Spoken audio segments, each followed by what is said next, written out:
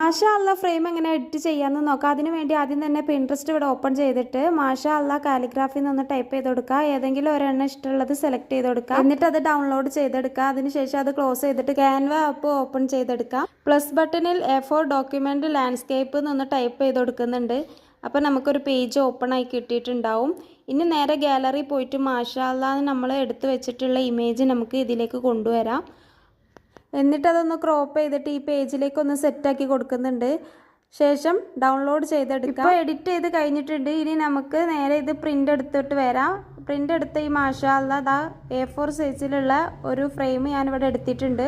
അതൊന്ന് ഓപ്പൺ ചെയ്ത് കൊടുക്കുന്നുണ്ട്. എന്നിട്ട് ഇതാ ഒരു കോട്ടൻ്റെ ക്ലോത്ത് എടുത്തിട്ട് നന്നായി ഗ്ലാസ് ഒക്കെ ഒന്ന് തുടച്ച് വൃത്തിയാക്കി കൊടുക്കുന്നുണ്ട്. ഗ്ലാസ് അതിൻ്റെ മുകളിലായിട്ട് വെച്ച് കൊടുത്തിട്ട് നമ്മുടെ ഷീറ്റ് ഇതുപോലെ വെച്ച് കൊടുക്കുക. എന്നിട്ട് MDF ബോർഡ് എടുത്തിട്ട് ഇതുപോലെ ഒന്ന് ക്ലോസ് ചെയ്തിട്ട് ഇതുപോലത്തെ ഒരു ബ്ലാക്ക് ടേപ്പ് എടുത്തിട്ട് 4 ഭാഗം ഒന്ന് കവർ ചെയ്ത് ഒട്ടിച്ചു കൊടുക്കുന്നുണ്ട്. നല്ല ഭംഗിയിൽ ഫ്രെയിം ഇവിടെ കിട്ടിയിട്ടുണ്ട്.